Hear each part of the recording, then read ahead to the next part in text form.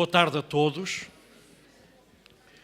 Nós vamos dar início aos trabalhos finais desta conferência.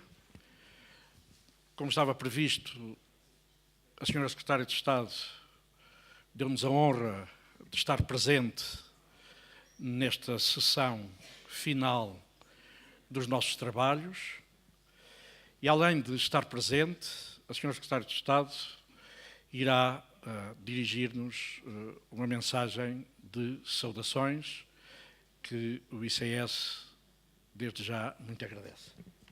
Obrigada, Sr. Professor.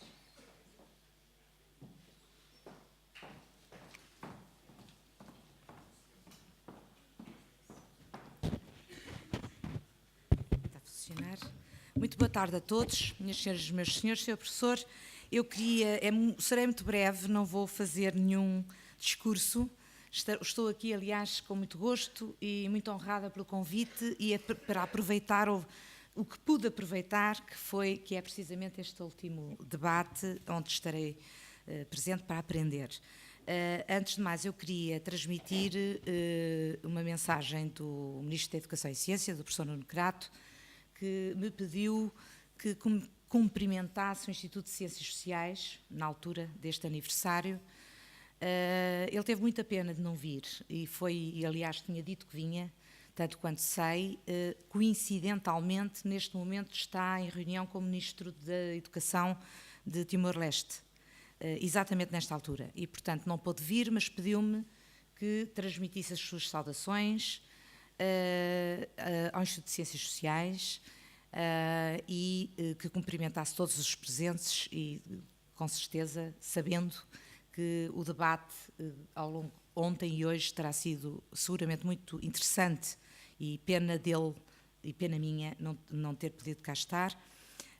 Eu junto-me a essa saudação, estava a olhar para a história do Instituto de Ciências Sociais e pensando que, como isto começou em 1962, como o Gabinete de Investigações Sociais, sob a orientação de Cedas Nunes, e a pensar que, de facto, nesta época era um trabalho heroico, julgo eu, nos tempos que eram a intervenção e o pensamento em ciências sociais.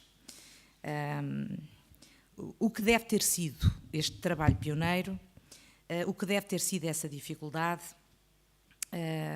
com o aparecimento imediato, no ano seguinte, da revista mais antiga na área social, a Análise Social, que é uma revista que todos nós lemos, julgo eu, e onde se aprende tanto de tanta área, de tanta contribuição, de tão multidisciplinar que é, e de 1970, em que o site do ICS diz éramos meia dúzia de investigadores, em 2012 são mais de 80, tem mais de 100 estudantes de pós-graduação, com cerca de metade deles de nacionalidade estrangeira, centenas de projetos de investigação em curso, em áreas diversas, todas elas convergindo para um problema enorme, que é o estudo e a compreensão das sociedades contemporâneas, mas envolvendo áreas disciplinares muito diversas, e esta multidisciplinaridade é de facto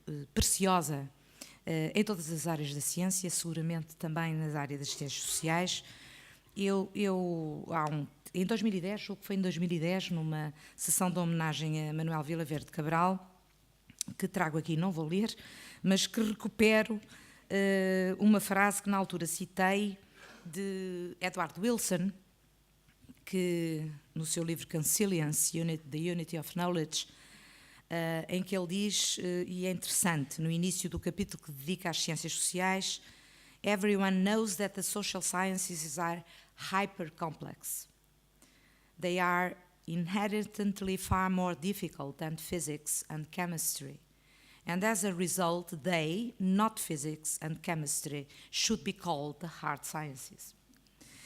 They just seem easier because we can talk with other human beings, but not with photons, gluons and sulfide radicals.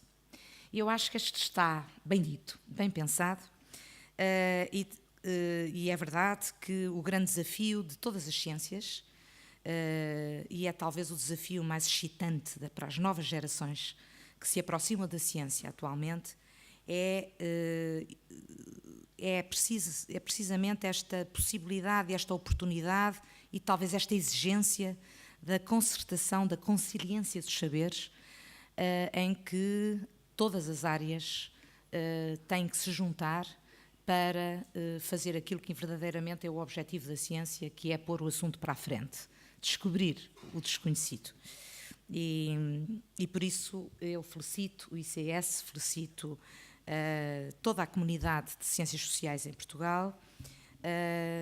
Todos nós contamos convosco, todas as ciências contam convosco, as ciências sociais contam seguramente com todas as outras ciências, e é nesta conciliação e convergência de conhecimentos que as novas gerações vão trabalhar, o que deve ser, talvez, a coisa melhor e o maior desafio para todos os nossos jovens investigadores, para todos aqueles que estiveram a ser preparados e continuam a ser preparados pelo país, num mundo difícil, num mundo complexo, e que precisamente por essa complexidade, tudo o que possa convergir para a compreensão de todos os fenómenos, entre eles o fenómeno das sociedades humanas, é seguramente muito importante e muito bem-vinda. Muito obrigada, Sr. Professor.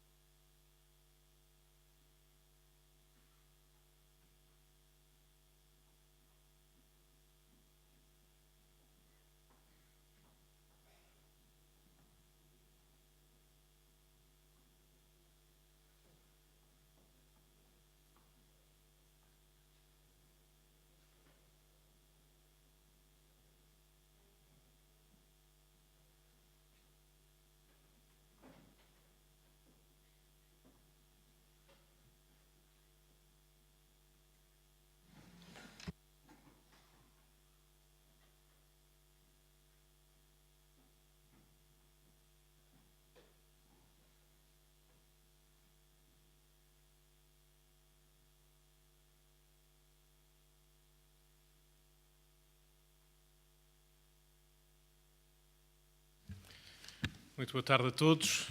Antes de mais, o meu agradecimento por este convite e as felicitações merecidas ao Instituto de Ciências Sociais, que é um lugar de inteligência muito importante para pensar o país e, sobretudo, para um pensamento consequente, pelo menos é aquilo que esperamos sempre que aconteça. Nestes 50 anos, registramos em Portugal muitas conquistas políticas e sociais, desde o abono de família, ao rendimento social de inserção, muitos direitos reconhecidos, outros tantos agora ameaçados. Longe vão os tempos em que Lord Beveridge lançou a ideia de que a ação social do Estado deveria proteger cada cidadão do berço à sepultura. Em Portugal, os avanços conseguidos na educação, na saúde, na proteção social, nas liberdades cívicas, nunca terão sido tão significativos. No entanto, não conseguimos evitar grandes assimetrias sociais, grandes desigualdades. Como dizia Louisa Schmidt, que já aqui ouvimos, somos o país europeu que mais cresceu nos últimos anos em número de doutorados, mas somos o país que tem as maiores taxas de insucesso escolar no ensino secundário.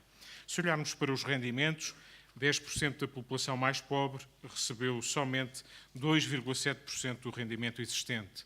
Os 5% mais ricos detêm 18% da totalidade do rendimento por adulto equivalente gerado na sociedade.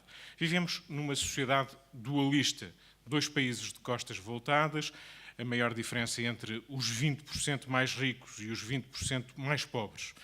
E não é apenas na questão da distribuição dos rendimentos. Tudo somado, apesar dos inegáveis progressos, a mais bem formada geração de sempre, na qual o país investiu importantes recursos, está a abandonar Portugal. Há já quem recorde a tal hemorragia social de que falava o fundador do ICS, Adérito Cedas Nunes, isto nos anos 60, para assinalar o êxodo dos mais jovens e dos melhores. Emigraram há 50 anos cerca de 1 milhão de portugueses. São muitos os que voltam agora também a percorrer caminhos mais ou menos semelhantes. Descontadas as devidas distâncias, pairam sempre muitas ilusões e a certeza do país dualista. Cedas Nunes, muitas vezes e justificadamente recordado, sublinhava-o em 1964. Sob a capa de um crescimento global estatisticamente provado, não pôde ver-se que só muito parcialmente a sociedade portuguesa se tem desenvolvido. As palavras, porventura, não poderiam ser mais atuais. Agora, nem sequer qualquer crescimento económico, bem pelo contrário, há muitas interrogações que, nesta altura, se podem colocar. Que se passa, afinal, connosco?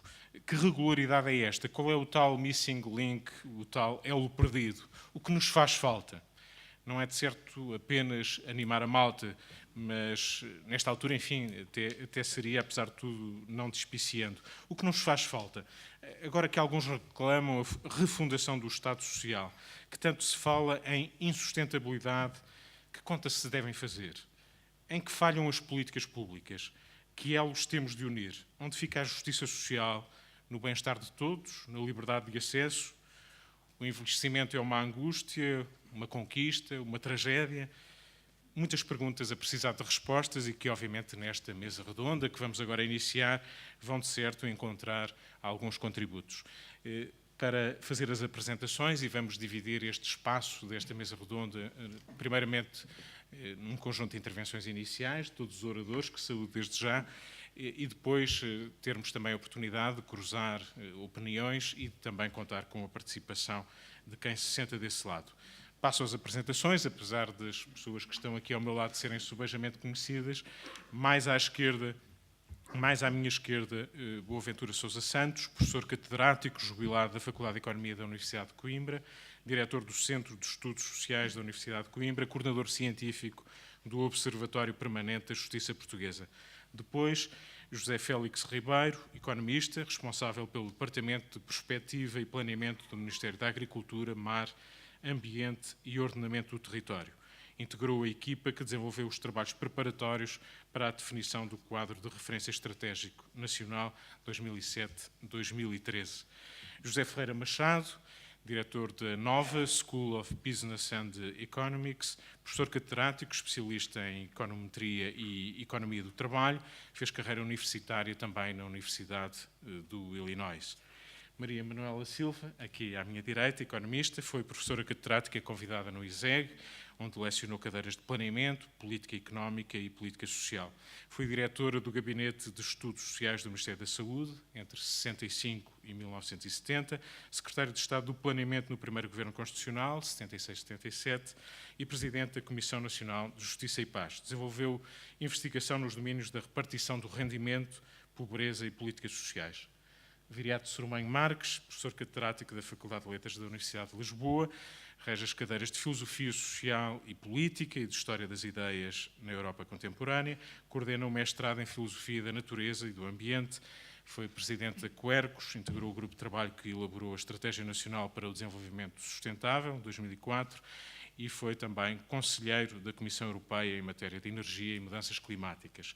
Finalmente, Jorge Vala, diretor do Instituto de Ciências Sociais, doutorado em Psicologia Social pela Universidade de Lovaina, foi professor catedrático do ISCTE e é investigador coordenador do ICS, presidente também, nesse seu currículo, da Associação Portuguesa de Psicologia. Tem trabalhado em Psicologia Social dos processos sociocognitivos, nomeadamente no campo das representações sociais e ideologias, normas sociais e identidades sociais. Feitas as apresentações, passo a palavra, vamos fazer intervenções curtas, iniciais, um máximo de 10 minutos. Professor Boaventura Sousa Santos, quer começar? Um máximo. Muito boa tarde a todos. Antes de mais, eu queria saudar este Instituto Irmão, felicitá-los pelos 50 anos. Penso que foi um período longo, isto não conta para os meus 10 minutos, desculpem lá, mas é só, porque é uma coisa sentimental, porque eu quando regressei dos Estados Unidos, o Dr. Cedas Nunes queria muito que eu ficasse no então gabinete, e conversámos longamente sobre essa possibilidade. Mas eu depois fui para Coimbra e disse, bem, vou tentar fazer um centro por lá, porque é bom que também haja coisas fora de Lisboa. E foi assim que nasceu o Centro de Estudos Sociais. Portanto, laços desde há muito tempo entre duas instituições fraternas e irmãs e que continuam a lutar pela dignidade e a dignificação das ciências sociais. O trabalho do ICS é absolutamente inestimável, é um contributo fundamental para este processo de modernização da sociedade portuguesa, que começou com esse homem notável, tão tímido quanto notável, que era o Dr. Cedas Nunes. E agora os meus entre 5 e 10 minutos. Quando, nos anos 80, teorizámos a ideia da sociedade-providência, alguns se lembrarão aqui, foi uma ideia fundamental para tentarmos entender porque é que em Portugal, no início da década de 80, a crise económica era mais grave que a crise social.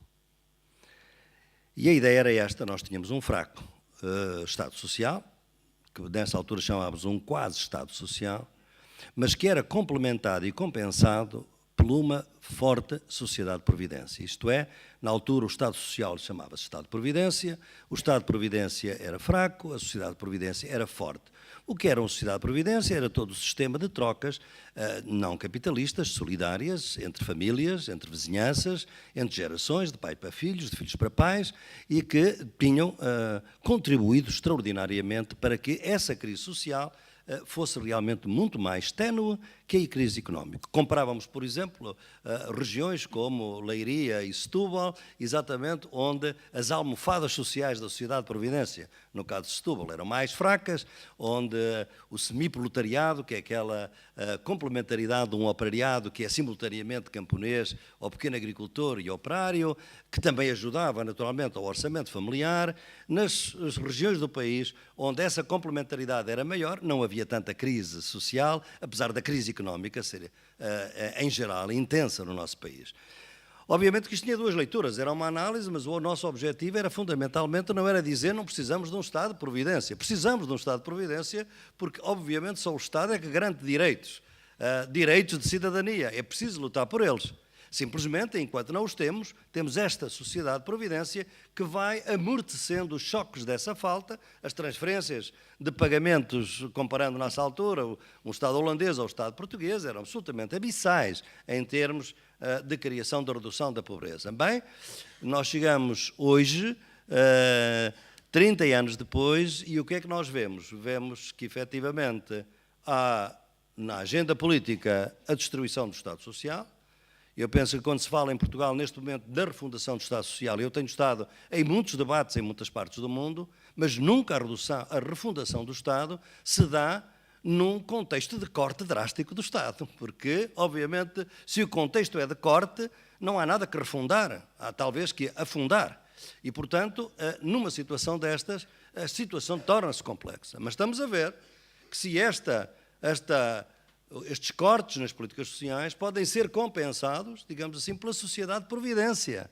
O que acontece é que a sociedade de providência, nestes últimos 30 anos, também ela foi-se esvaindo. As solidariedades hoje intergeracionais ainda são grandes. Continuamos a ser o país na Europa onde os pais contribuem mais frequentemente a primeira prestação para a compra de casa dos seus filhos. Até 2009 nós estávamos, obviamente, na frente disso. Portanto, transferências intergeracionais importantes, mas, claro, se os pais estão desempregados, não podem ajudar os filhos. Se os filhos estão desempregados, não podem ajudar os filhos. E é por isso que já não se fala tanto de sociedade de providência, que assenta em laços multiplexos, como dizemos, são pessoas, são compadres, são amigos, são vizinhos, conhecem-se, e estamos a substituir pela filantropia abstrata, que não tem nada a ver, que não assenta em relações sociais nenhumas. E em que apenas aqueles que têm mais sentem uma certa obrigação, não jurídica, obviamente, de contribuir para os que têm menos. Esta é a primeira questão que eu lanço para nós, é esta situação difícil, que é a destruição possível do Estado Social, sem termos esta almofada que já tivemos noutra época e, além do mais, obviamente, porque depois de se criar um Estado Social, as pessoas tomaram consciência dos seus direitos. E, portanto, é uma questão política de outro nível do que aquela que tínhamos no início da década de 80. A segunda questão que vos quero pôr é esta. como é que nós vamos, a que nível de catástrofe é que nós vamos encontrar uma solução para a situação em que nos encontramos. É uma situação em que parece que quem hoje domina as grandes políticas que controlam o nosso país já não acreditam efetivamente nelas. O Banco Mundial, se a gente ler com atenção o Fundo Monetário Internacional, todos eles dizem que a austeridade não conduz a crescimento e, portanto, não vai dar resultado. Ouvimos-los por todo o lado. Se é assim, qual é o objetivo de uma política de austeridade? Para quê? Para destruir aquilo que existe e construir o quê? Bem, nós estamos a viver uma série de ilusões que estão a deixar de o ser, e quando elas deixarem de o ser, pode haver uma convulsão social. Primeira ilusão, foi aquela fundadora do início, é que a austeridade tem uma luz ao fundo do túnel, e essa luz ao fundo do túnel é a solução da crise e o crescimento. Bem, 15 de setembro mostrou nitidamente que não havia uma grande seriedade nessa proposta, porque não se está a ver que, com todos os dados que temos disponíveis, que essa austeridade leve à nova fase e à solução da crise. A segunda ilusão é que a Europa e a União Europeia, no seu momento, salvar-nos-á.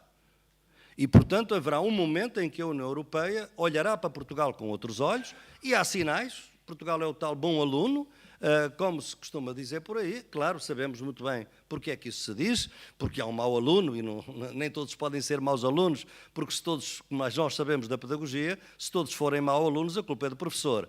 Portanto, é muito importante que a Grécia seja mau aluno e que os portugueses sejam bom aluno. Além do mais, a senhora Merkel está, naturalmente, em eleições. Terceira ilusão é que tudo pode vir a ser resolvido depois de setembro de 2013. Temos que esperar pelas eleições na Alemanha. Perante esta situação, eu penso, não são ilusões que estão a impedir, efetivamente, os portugueses de saírem de um certo estado de choque que é este. Todos nós nos habituámos, nas teorias, nós próprios, nas teorias sociais, foi isso que nós sempre defendemos, é que o movimento da história é do subdesenvolvimento para o desenvolvimento. É difícil, porque realmente nem todos os países podem ser desenvolvidos, é um processo histórico largo, mas é um processo do subdesenvolvimento para o desenvolvimento. Qual é a situação atual? É ir do desenvolvimento para o subdesenvolvimento.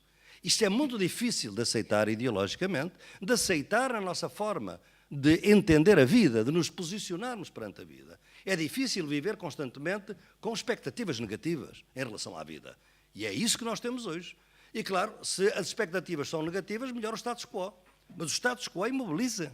E é por isso, com estas ilusões, que se torna difícil uma ação. Portanto, vamos ter um sujeito político que permita ver uma solução antes da plena catástrofe, como está a acontecer aos gregos. Nós temos defendido, escrevi há um ano, um livro em que as coisas que agora estão aí estavam lá previstas, obviamente, que não há outra solução. Não podemos pagar a dívida toda,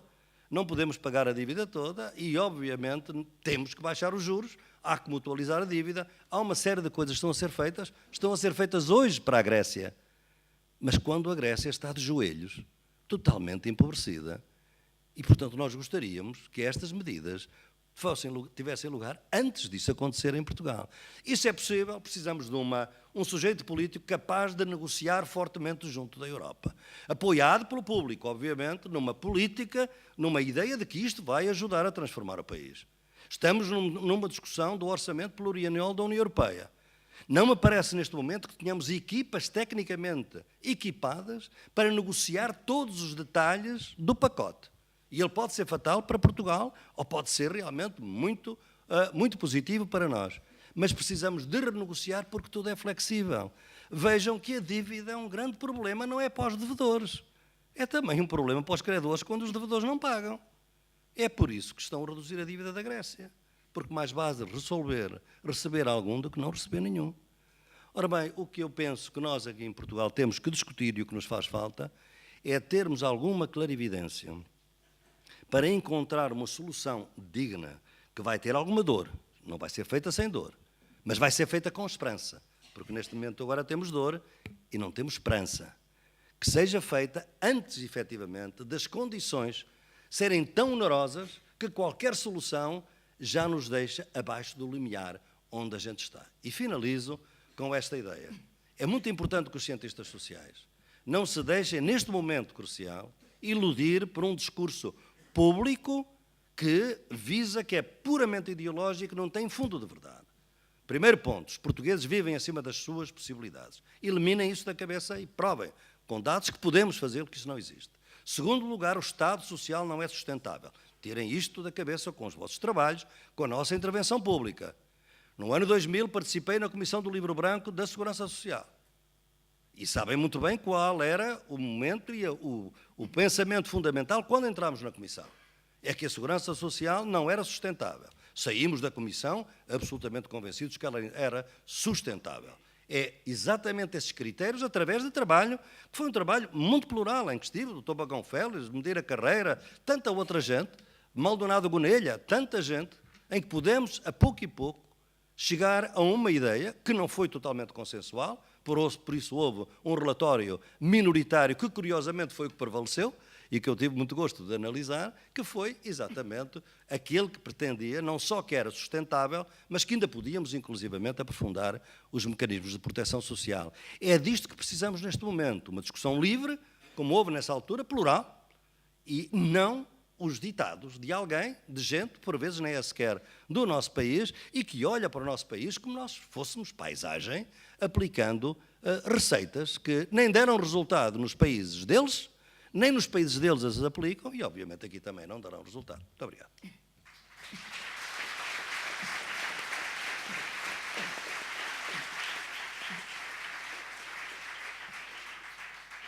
Professor José Félix Ribeiro.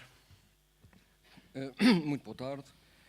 Eu, em primeiro lugar, queria dizer o seguinte: é com muita comoção que estou neste painel e na comemoração dos 50 anos do Instituto de Ciências Sociais, porque o primeiro trabalho de investigação que eu fiz em equipa foi em 72, 73, no GIS. E recordo com muita saudade e muito respeito o professor Cedas Nunes.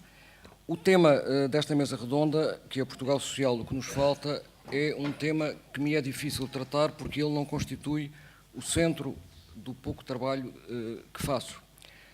No entanto, queria chamar a atenção para o seguinte.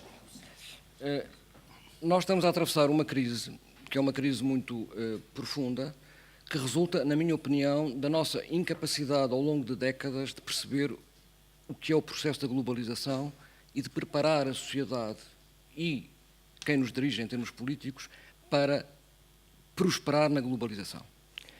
Nós estivemos à beira de uma guerra civil, recebemos centenas de milhares de pessoas das ex-colónias e a integração na União Europeia, primeiro a Comunidade Económica Europeia e depois a União Europeia, constituiu a nossa grande aposta. Nós precisávamos de proteção e de direção. Durante 25 anos, a União Europeia constituiu uma casa de repouso na qual havia, naturalmente, exercícios de ginástica. O problema todo está em que o que nós estamos a assistir nos últimos anos é uma coisa muito grave. A União Europeia revela-se incapaz de gerir a questão alemã, tal e qual como ela foi posta com a reunificação. O euro, que foi o principal instrumento que a União Europeia concebeu para gerir a questão alemã, revela-se, neste momento, em ser o principal fator que revela a incapacidade dessa mesma gestão. Aquilo que era para nós a casa de repouso está progressivamente a transformar-se numa casa de correção. E esse é que é o problema central de Portugal, é como é que nós vamos estar na Europa daqui a 5 anos. Porque a União Europeia de que nós falamos já não existe. Está a transformar-se numa outra. E enquanto não percebermos melhor qual é essa outra, nós não seremos capazes de definir uma estratégia. Não é para alterar o memorando, porque isso é um problema de logística. É para definir uma estratégia para sobreviver. E, portanto, disso eu gostaria muito de falar, mas não é o tema. E, portanto, como não é o tema, eu limito-me a dizer 2 ideias que penso que são fundamentais para a sociedade portuguesa. A primeira é, nós temos que libertar as classes médias da tutela do Estado. A segunda, temos que libertar a economia do império da terra. A primeira ideia central é o seguinte: as classes médias, entendendo eu de uma forma que não é científica, que são o conjunto de pessoas, o conjunto de entidades de pessoas que, pela acumulação de capital humano, qualificações, conhecimento e competências, são capazes de adquirir património através do seu trabalho e que esse património constitui uma fonte de rendimento complementar ao longo do seu ciclo de vida, essa classe, uma grande parte dela hoje vive integrada num aparelho de Estado. A maior parte dos recursos humanos altamente qualificados do país trabalham dentro do Estado. Esse problema, quando eu falo em libertar a classe média da tutela do Estado, é dizer, nós precisamos ter uma classe média, quase toda ela a funcionar na economia de mercado, habituada à disciplina da economia de mercado, capaz de sobreviver na economia de mercado e que não tenha como quadro mental definitivo que o mercado é mau, que o capitalismo é detestável e que os ricos são uma coisa execrável. Porque enquanto tivermos uma parte da classe média a pensar isso, nós não somos capazes de nos modernizar para sobreviver na globalização. A não ser que nós consigamos encontrar a poção mágica, nós não podemos ser na globalização o Asterix. E, portanto, a primeira ideia é natural que uma classe média libertada da tutela do Estado significa também uma classe média que vai precisar muito menos dos serviços do Estado para responder às suas necessidades e vai exigir tributação muito mais, digamos assim, adequada do que aquela que é atualmente.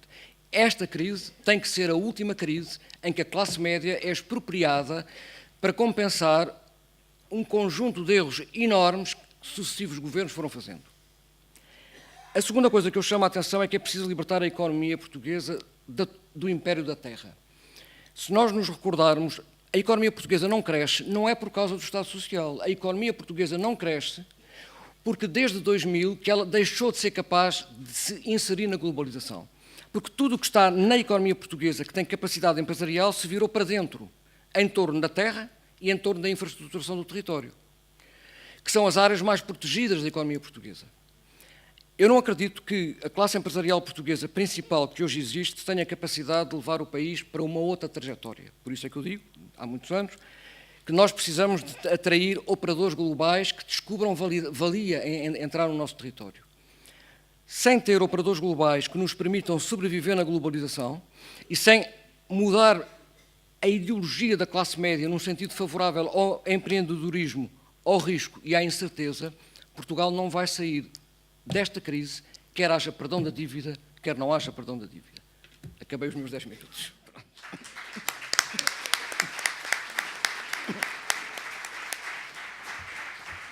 Muito obrigado, professor Félix Ribeiro. Professor José Ferreira Machado.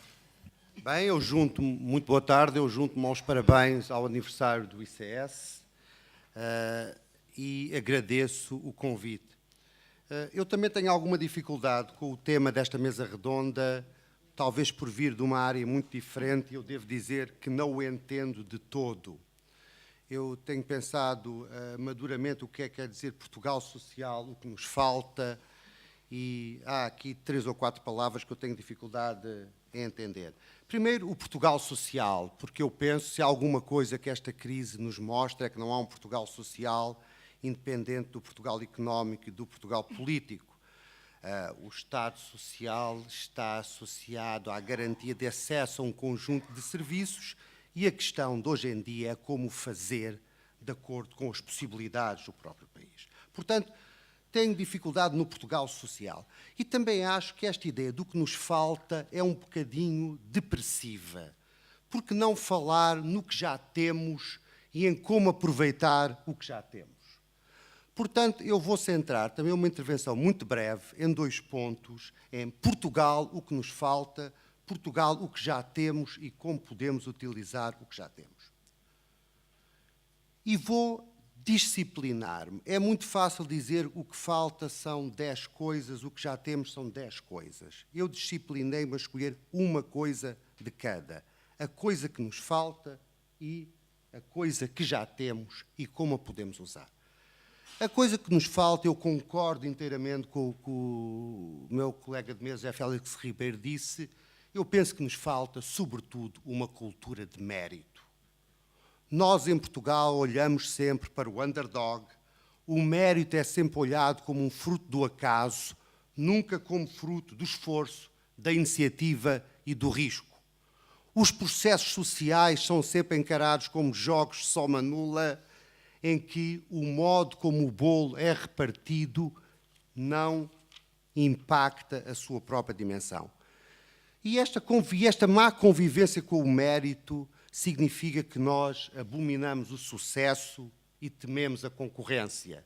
E, por isso, estamos muito mal preparados para a globalização. Eu acho que somos todos universitários e não há melhor exemplo disso do que as universidades, que continuam a ser olhadas como um sistema, todas iguais, e, portanto, não, é natural que jovens formados nestas instituições tendam a transportar esta mentalidade para o futuro. Porquê é que isto é assim? Eu confesso que não sei, e aqui saber um bocadinho de sociologia talvez me ajudasse. Eu suspeito que resulta de uma grande falta de educação e também de décadas e décadas em que não existe liberdade de escolha dos indivíduos. Penso que estes dois fatores produzem, de facto, uma sociedade que convive muito mal com o mérito. O segundo ponto que eu gostaria de frisar é o que é que temos. Eu acho que o que nós temos é uma geração jovem. Eu não acho que é mais do que ser tecnicamente bem preparada. Diz-se que é a geração tecnicamente mais bem preparada. Isto até é relativamente irrelevante. Eu acho que eu sou professor e todos os anos vejo chegar gerações de jovens à minha escola e eu acho que tenho jovens não só bem preparados tecnicamente, mas sobretudo com uma grande ética de trabalho, com um grande empenhamento para com a sociedade, com uma grande abertura à modernidade, uma grande abertura ao mundo. E emigram, certo. Era melhor que ficassem cá alguns, mas eles, ao emigrarem, criam uma rede global de talento que fala português, que pensa Portugal, e cabe-nos a nós ser capazes de usar essa rede global de talento. E com isto, acabei os 5 minutos.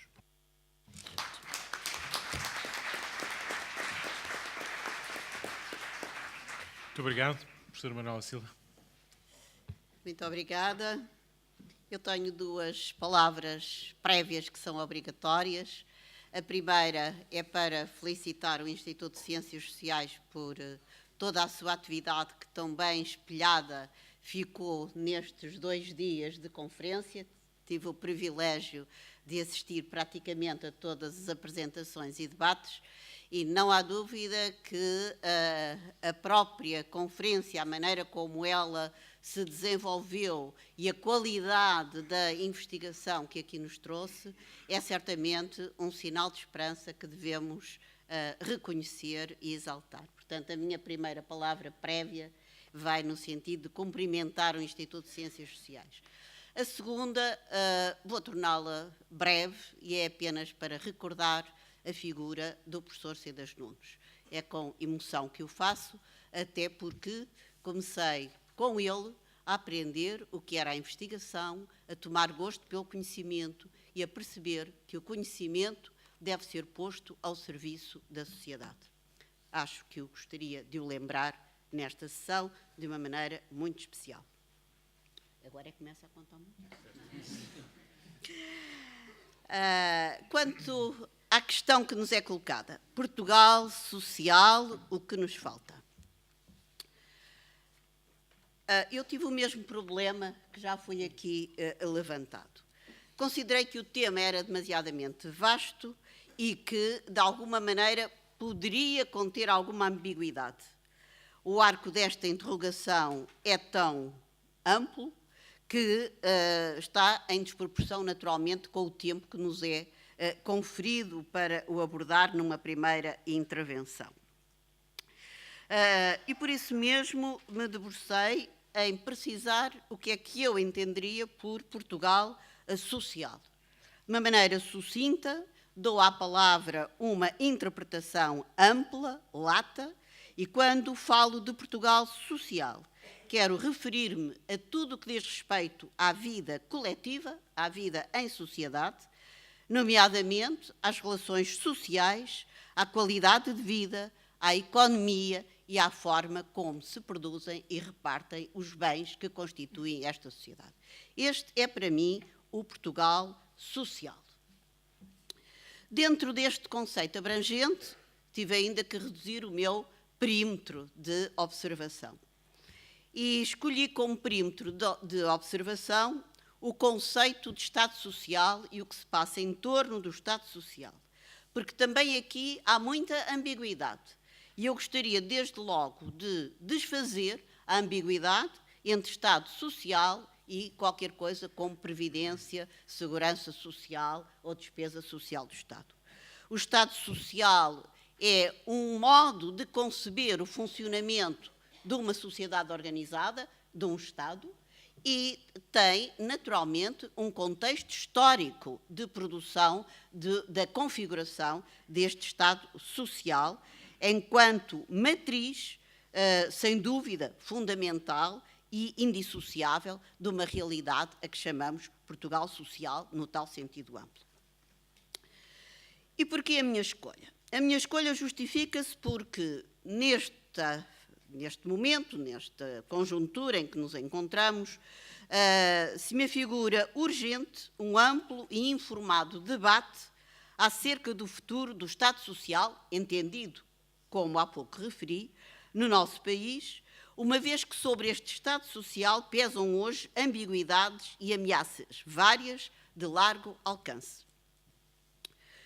Todos sabemos que, por força de sucessivas restrições orçamentais ditadas em consonância com posições ideológicas precisas, e cumprimento o professor Boaventura Sousa Santos, porque já nos abriu o campo de percepção de que essas inevitabilidades não existem, mas a verdade é que temos assistido a uma progressiva desconfiguração do Estado Social, cujos alicerces vêm deslizando, perigosamente, a meu ver, do domínio dos direitos de cidadania, direitos à educação, à saúde, à habitação, à segurança social, à erradicação da pobreza e a sua correspondente universalidade, para o da supletividade assistencial às pessoas mais carenciadas.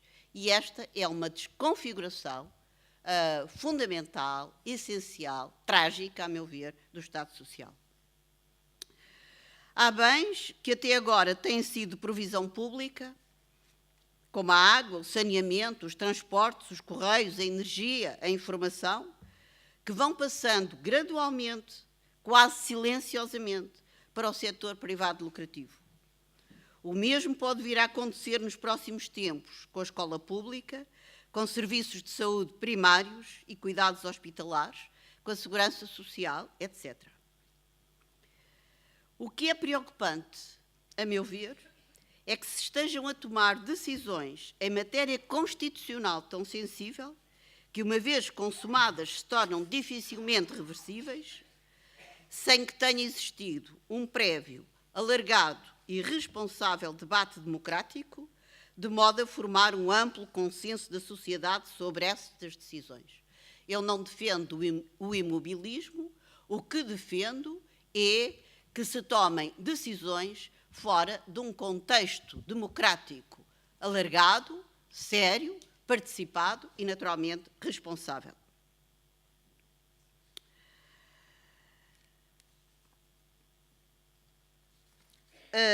O cidadão e a cidadã comuns, assim como a opinião pública, tendem a passar ao lado destas questões fundamentais e não dão conta sequer das graves implicações que as opções que se vão tomando na discrição dos gabinetes ministeriais e a coberto de ditas imposições dos credores, através de aparentemente simples atos administrativos, implicações que têm na qualidade da vida presente e na arquitetura do futuro do país. Então, respondo à questão. Definido este quadro de pensamento, respondo à questão: o que faz falta? A primeira debilidade do Portugal social é, a meu ver, o déficit de democracia efetiva, exercido aos vários níveis e nas várias estruturas e instâncias de decisão, nas empresas como na administração pública. Quem detém o poder hoje, seja a nível da administração, seja a nível do governo, seja a nível das empresas, seja a nível da escola, pensa que pode impor esse poder. A segunda debilidade para a qual queria chamar a atenção é a da iliteracia cívica e política.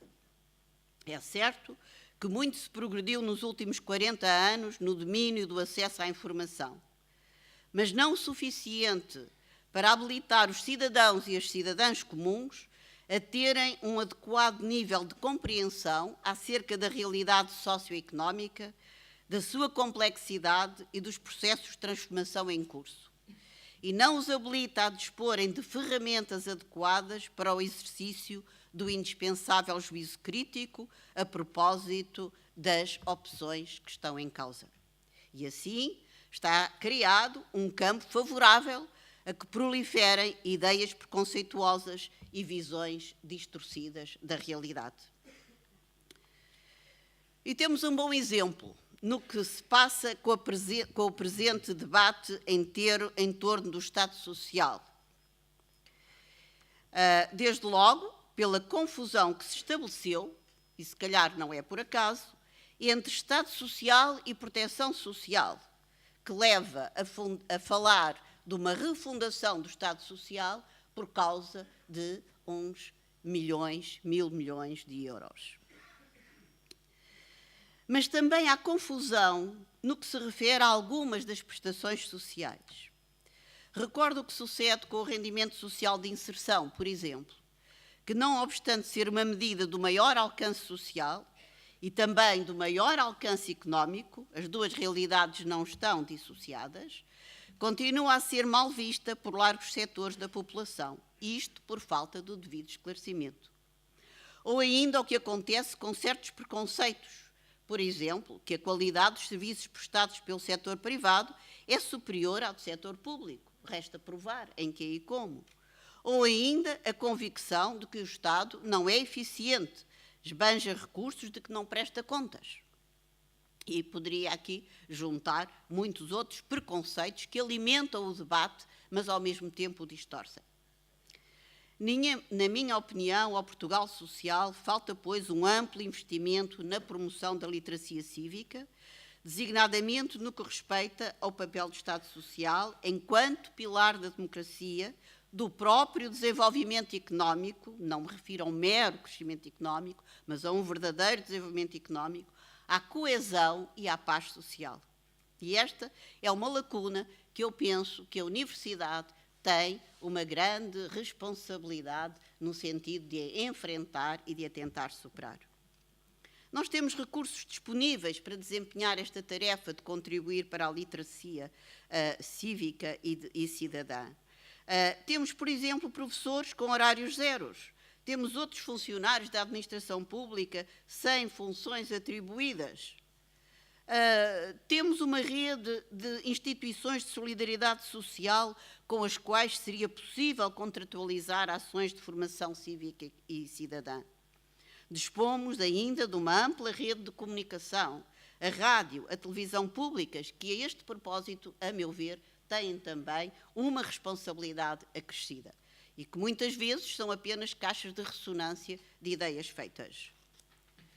Por que não aproveitar então todos estes recursos potenciais para uma vasta ação de qualificação em literacia socioeconómica e, em particular, acerca do que é e do que representa o Estado Social para a melhoria e a sustentabilidade da vida coletiva, bem como para a própria economia? Segundo desafio. Chego a um terceiro desafio do que nos falta. A meu ver, falta uma clara vontade política de prossecução do bem comum e da construção de Portugal social, no sentido amplo que eu referi. Isto supera as responsabilidades naturalmente partidárias, é uma responsabilidade que é também partilhada pela sociedade civil e representa, de facto, um déficit de cultura cidadã que me parece importante dever colmatar e ser colmatado, e mais uma vez apelo à responsabilidade da Universidade relativamente a estes desafios. Muito obrigada.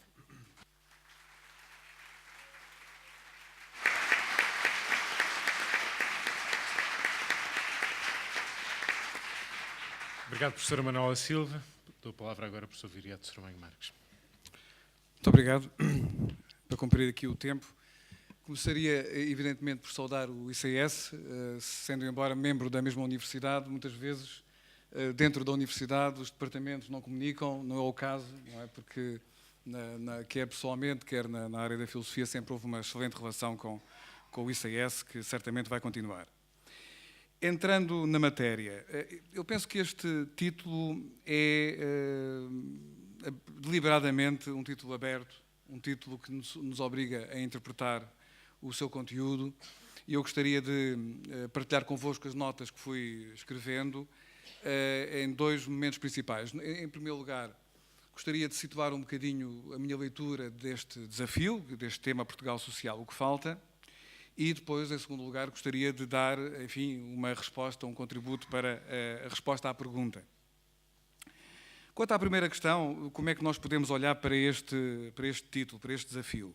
Bom, poderemos olhar, e também pegando em algumas coisas que já foram ditas pelos meus colegas de mesa, podemos olhar na perspectiva que o Boaventura Sousa Santos referiu há pouco, que é a perspectiva do modo como nós organizamos a nossa visão do social como objeto de estudo, mas também como objeto de expectativa, numa linha ascendente. E poderemos considerar que esta pergunta foi feita a pensar num tempo em que a perspectiva de progresso das políticas sociais era evidente, e por isso a pergunta é: o que é que falta? Isto é, já temos algumas coisas feitas e, portanto, agora trata-se de completar. Penso que essa é uma perspectiva de leitura. Mas pode ser também que este título, no fundo, vise justamente que alguém diga o que eu estou aqui a dizer, e o que o Boaventura Sousa Santos há pouco disse, e que, de forma provocatória, responda dizendo: bom, se calhar o título devia ser Portugal Social, o que vai permanecer. Portanto, já adaptando esta visão, digamos assim, de declínio em que, eventualmente, a contemporaneidade nos pretende fazer embarcar. Mas o importante, penso eu, seja numa visão de gestão de expectativas, seja numa visão de gestão de desapontamentos, eu penso que há uma coisa comum, é que a resposta à pergunta Portugal Social, o que falta, prende-se com as políticas públicas relacionadas com a esfera social, com as políticas públicas sociais. E isso penso que todos nós estaremos de acordo. Ou seja, o que está aqui em causa é uma interrogação sobre a situação atual e as perspectivas futuras das políticas sociais no nosso país. E é aqui que penso, ainda na primeira parte da minha meditação, que nós não podemos deixar de sublinhar que estamos num momento que poderemos designar, indo buscar à física um conceito, que é uma espécie de singularidade. Ou seja, estamos a viver um estado da matéria em que as leis normais não se aplicam. E, portanto, há aqui um conjunto de fatores de grande incerteza, e tudo o que podemos dizer sobre isto tem que começar com esta declaração de que estamos num quadro de grande turbulência e de grande incerteza. Evidentemente que nós estamos divididos, como qualquer ser humano, como qualquer cidadão português, entre, por um lado, a nossa obediência a um cânon científico que nos obriga a pensar a realidade em termos de causalidade, princípio da causalidade, portanto, excluindo o milagre, e, ao mesmo tempo, a nossa condição de seres humanos, seres de esperança, que, de certa forma, estão à espera que alguma coisa surja e que rompa a aparentemente sombria malha de relações causais. Dito isto, eu julgo que estaremos de acordo, enfim, peço aos meus colegas de mesa que, eventualmente, manifestem a sua discordância, mas penso que não haverá discordância, estamos de acordo em afirmar que o futuro das políticas sociais depende, e muito, eu diria essencialmente, da inércia de uma opção estratégica que fizemos há 30 e tal anos, quando terminou o ciclo imperial de Portugal, e que é justamente uma aposta estratégica na Europa, na construção europeia, na tal casa de repouso, do que o Félix Ribeiro há pouco falava, e que agora se está a transformar numa casa de correção. Nenhum país consegue mudar uma estratégia em 20 meses ou em 2 anos. Nós precisamos de 30 e tal anos para fazer a mudança de uma estratégia secular de império para uma estratégia europeia e, portanto, há uma força inercial na qual nós, neste momento, estamos a habitar. E por isso eu julgo que não existe alternativa senão a de tentarmos, com todas as forças e com todo o nosso poder intelectual e físico, tentar mudar o estado de coisas das políticas europeias, ou seja, a situação de desordem, de entropia em que o projeto europeu se encontra. No entanto, respeitando a obediência ao princípio da causalidade, eu penso que há 2 castelos no ar que importa desde já desfazer. O primeiro castelo no ar, e as pessoas que têm, enfim, a bondade de acompanhar algumas das coisas que têm escrito sobre este tema recentemente na imprensa, sabem perfeitamente que há um castelo do ar que eu acho desejável, ou seja, que é o castelo que seria, no fundo, uma União Federal Europeia. Eu penso que esse seria, de facto, o caminho desejável, o caminho que poderia reconciliar os europeus com a Europa e que poderia, no fundo, dar-nos um horizonte também como cidadãos portugueses. Mas eu julgo que o federalismo precisa de federalistas, e federalistas são uma espécie muito rara na Europa.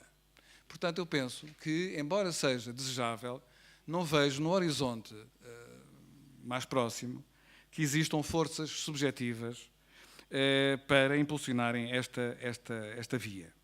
Mas também, com toda a franqueza, vos digo que há um outro castelo do ar que, apesar de ser partilhado pela maioria das vozes que tomam decisões na Europa, não tem qualquer possibilidade, essa objetiva, de ter sucesso, que é justamente a proposta de tentar consolidar aquilo que é inconsolidável, isto é, o atual estado da União Económica e Monetária na zona euro. Não é? Ou seja, isso também vos garanto que é um castelo no ar, porque não se pode construir alguma coisa em cima de areias movediças. Não é?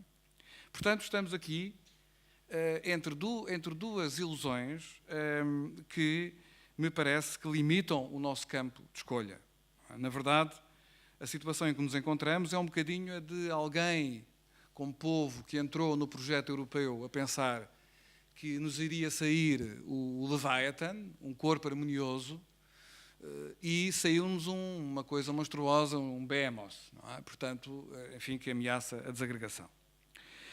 Então, entrando na segunda e última parte, quais são os 2 aspectos principais que faltam às políticas sociais, que continuam a faltar às políticas sociais e que nós teremos em qualquer dos cenários, seja no cenário de alteração exitosa do perfil da construção europeia, seja num cenário, enfim, mais desastroso, de reconfiguração fragmentada da Europa e, evidentemente, de encetarmos um novo projeto de desígnio nacional em condições muito penosas.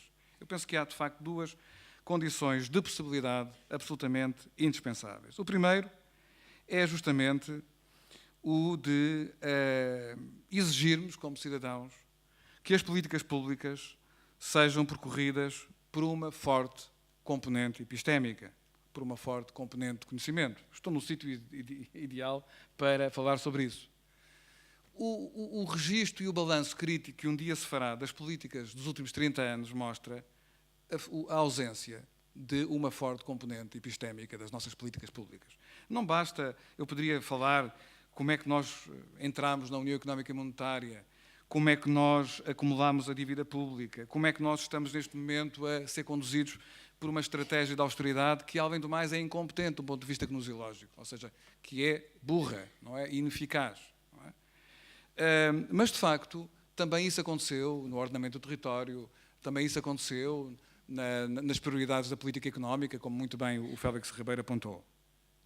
Esse é um aspecto absolutamente indispensável. Nós, se queremos sobreviver, temos de ter uma política baseada no melhor conhecimento possível. Segunda tese, ou segunda ideia do que nos falta, que é preciso realmente preencher, nós precisamos de melhorar fortemente, como a professora Manuela Silva referiu, a nossa democracia representativa. A nossa democracia representativa tem sido caracterizada por uma atitude que, para ser benevolente, eu chamaria o primado de uma visão que é a visão do espelho representativo sobre a visão que me parece a mais adequada, que é do filtro representativo.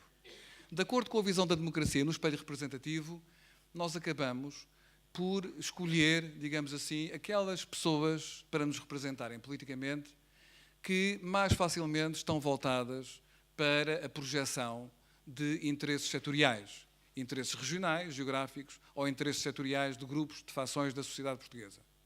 Quando, na verdade, uma política que seja rica do ponto de vista epistémico, que seja capaz de situar os desafios do país num contexto internacional, deve ser capaz de dar uma liberdade de manobra àqueles que nós elegemos como representantes, ou seja, a dimensão do filtro representativo. E penso que, nesse sentido, o que nos tem faltado é, e aqui sublinho e concordo com as questões que o José Ferreira Machado referiu, tem-nos faltado, de facto, uma ética da responsabilidade, do rigor, uma cultura política do rigor, e uma outra coisa, e termino já estou a chegar ao fim, tem-nos faltado uma coisa fundamental na vida, que é o sentido do trágico. Ou seja, uma das coisas que mais me tem penalizado na forma como nós conduzimos a vida pública em Portugal é a insustentável leveza de um otimismo que está totalmente contra aquilo que é a dura lição da vida e que nos ensina que, sem a dimensão do sentido do trágico, nós estamos a desafiar tragédias seguras e certas. Muito obrigado.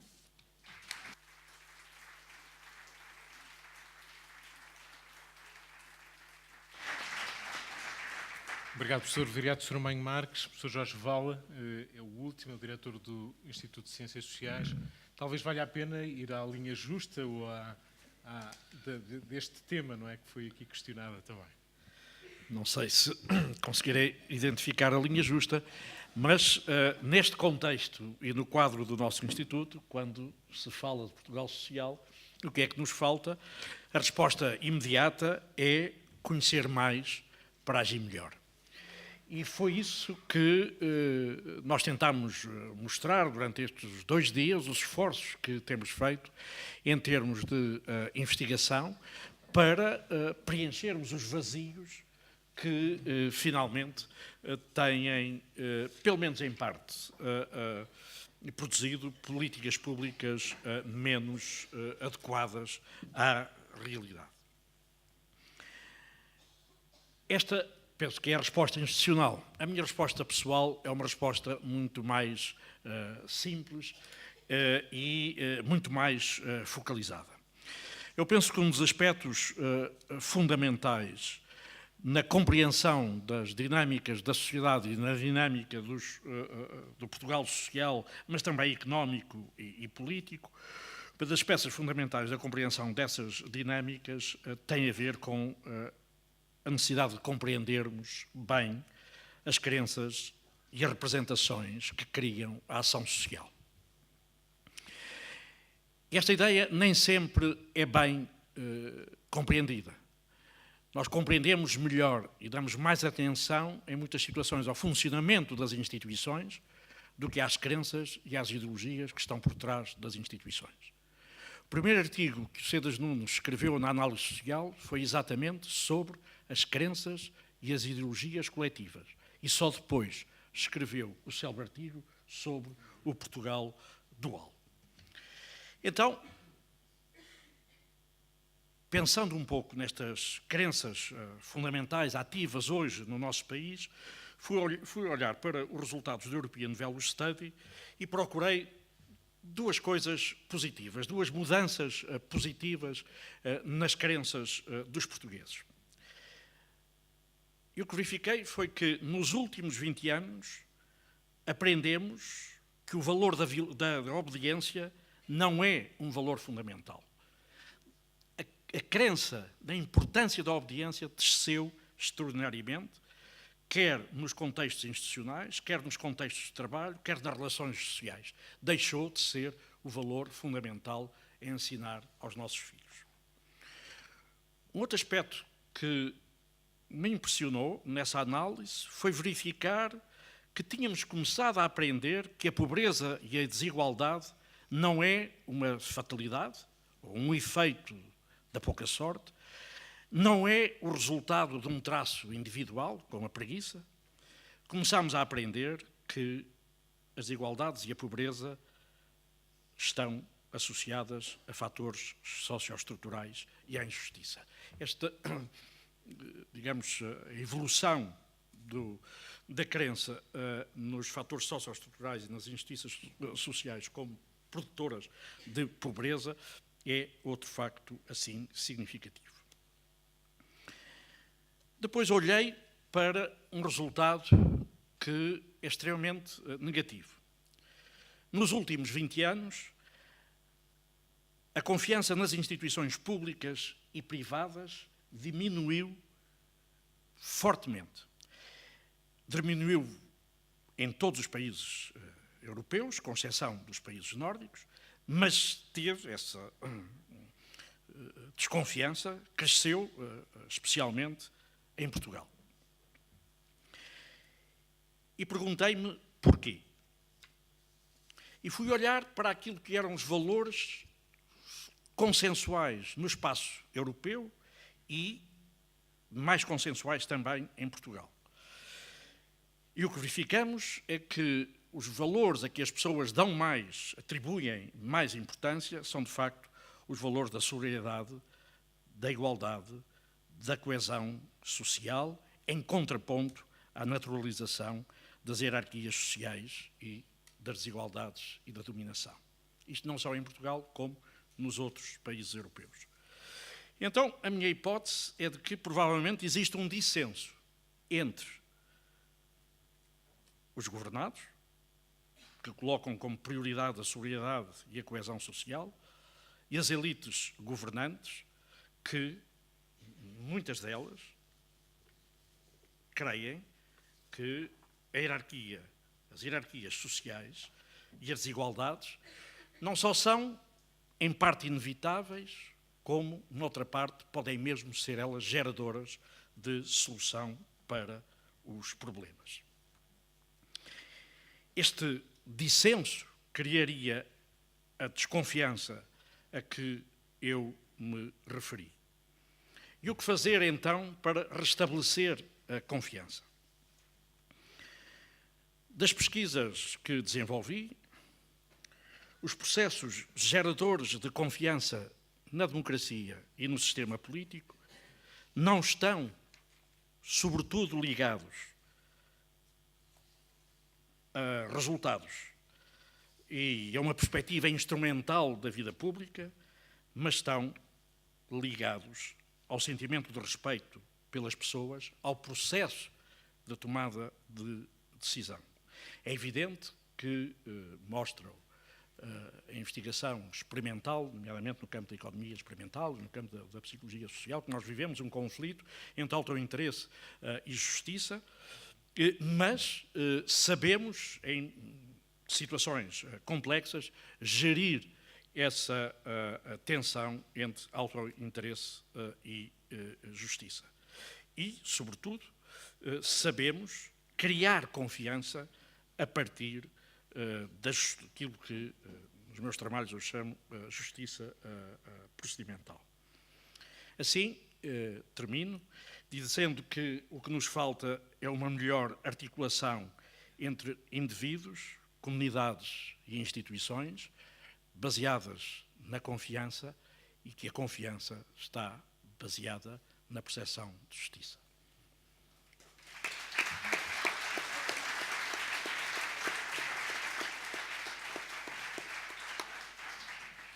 Muito obrigado a todos. Vamos agora ter a oportunidade de cruzar as opiniões que já ouvimos e também de se pronunciarem sobre aquilo que foi dito nesta mesa. Talvez, sem querer, depois do professor Jorge Vala já o ter feito, também fazer a boa interpretação do tema que nos foi colocado e que teria como pressuposto que houve um caminho que foi percorrido durante estes 50 anos, vamos considerá-los até a pretexto da história do Instituto de Ciências Sociais, um caminho positivo, pese embora todas as visões que possamos ter, particularmente no presente, de preocupação sobre o que se está a fazer e o que está a acontecer, apesar de tudo, este foi um caminho que produziu manifestamente, objetivamente, há estatísticas que o dizem, uma desigualdade e uma assimetria muito significativas. E elas não terão acontecido por acaso, elas existem, porventura, porque alguns dos fatores que aqui foram identificados, da casa de repouso que passou para a casa de correção, ou da falta de estratégia, ou um sem número de outras questões, muitas delas aqui levantadas, de conhecimento, de iliteracia, de outros fatores, de falta de confiança.